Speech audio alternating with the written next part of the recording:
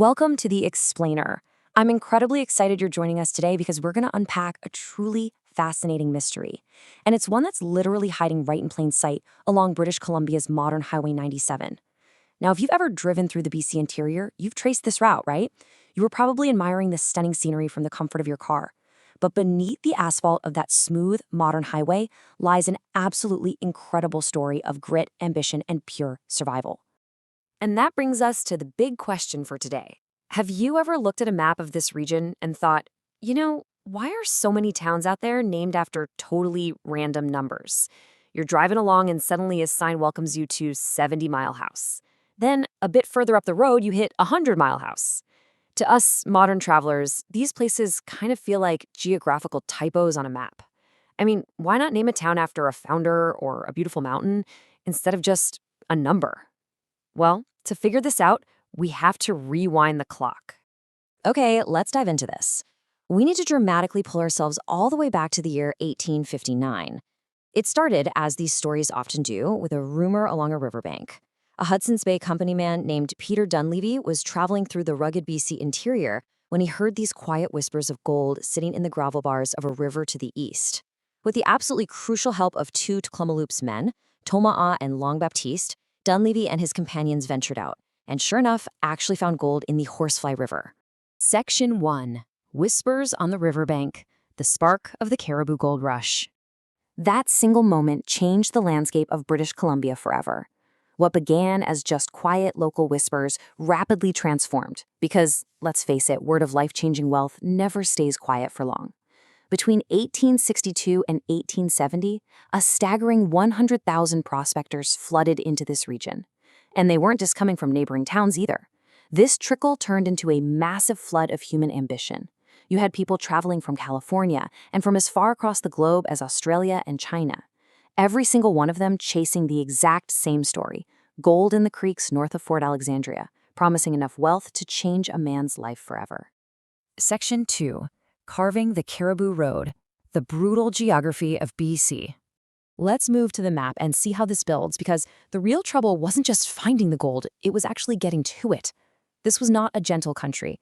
Standing in the way of those 100,000 dreamers was an immense, brutal physical barrier.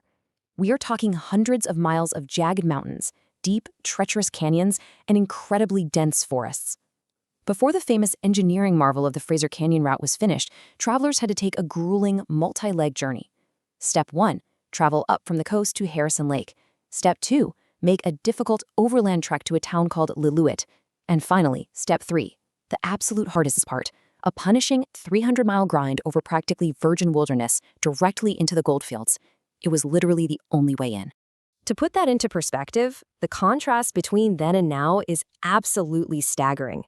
Back in the 1860s, to get those men, mules, and supplies north, the colonial government and local merchants had to carve a wagon road by hand and by dynamite blast, switchbacking right along sheer canyon walls. It was engineered for groaning ox carts and pack trains, taking weeks of backbreaking travel. Today, you can cover that exact same distance in a few smooth, comfortable, air-conditioned hours driving along Highway 97. So the crucial point in all of this is Lillooet, because Lillooet was the jumping-off place where this entire 300-mile grind began. It became the fixed point that everyone measured from. It was designated as the southern terminus of the Cariboo Trail and officially crowned as Mile Zero. That single administrative decision to just count mileage heading north from Lillooet is the entire reason these oddly numbered towns exist today. Section 3. Mile Zero to 100 Mile. Life on the Wagon Road. I want you to picture this road in full swing. Imagine a constant, dusty stream of ox-drawn freight wagons groaning under heavy loads, strings of pack mules carrying vital flour and bacon, and stagecoaches bumping along packed with miners, merchants, and gamblers. A 300-mile journey through the wilderness meant these travelers desperately needed places to sleep, feed their animals, and repair broken wagon wheels. Seeing this massive influx of exhausted travelers, enterprising settlers realized the incredible opportunity and started building simple log roadhouses at key intervals. But interestingly, they were purely practical. Instead of naming these stopping houses after themselves or some pretty local landmark, they just fell into a functional shorthand based strictly on their distance from Mile Zero in Lillooet. 70-mile house, 100-mile house, 108-mile house. It's like they were so tired they abandoned creativity completely. It was a language born of pure survival. Men simply needed to know exactly how far they had come and exactly how much further they had to go. Section 4. The Bridge Creek Shift, the evolution of a town. And this brilliantly illustrates how these places evolved. Let's zoom in on one specific location, 100 Mile House. It actually began life as Bridge Creek House, which was really just a handful of rudimentary log shelters built by a guy named Thomas Miller. They were absolutely not luxurious, but out in that harsh era, simple shelter from the elements was enough to matter deeply to anyone passing through. The major turning point hit in 1862, when a proper roadhouse was constructed right at the 100-mile mark on the new Cariboo Road, formally taking on the name 100 Mile House. And man, it boomed. Decades later, in 1912, the British nobleman the Marquis of Exeter purchased the surrounding ranch for his son, Lord Martin Cecil, bringing this unexpectedly aristocratic thread to the rugged town. And get this, even when a devastating fire tore through the property in 1937, burning the original 16-bedroom roadhouse entirely to the ground, the settlement survived. The town itself had totally outgrown the building. So how did it survive when the prospectors inevitably stopped coming? Well, gold rushes always fade, right? As the easy gold played out and the dusty, exhausted crowds thinned, 100 Mile House found a totally new footing in cattle. Lord Martin Cecil ran what became known as the Bridge Creek Cattle Ranch. This massive working cattle operation stepped right in to seamlessly provide the economic backbone the town desperately needed, sustaining it for decades, long after the gold rush had faded into memory. Section 5. A living fossil record, the legacy of Highway 97.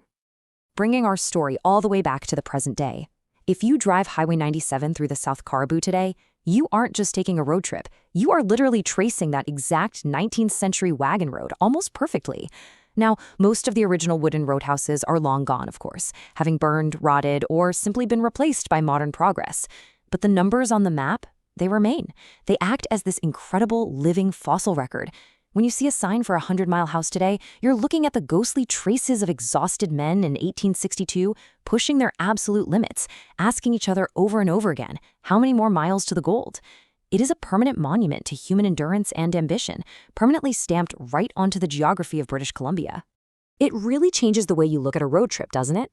The next time you're cruising down a modern highway, passing by seemingly random town names or exit signs, ask yourself, what hidden histories are buried beneath the asphalt?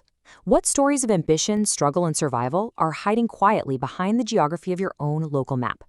Thank you so much for joining me on this explainer. Keep asking questions, and I'll see you next time.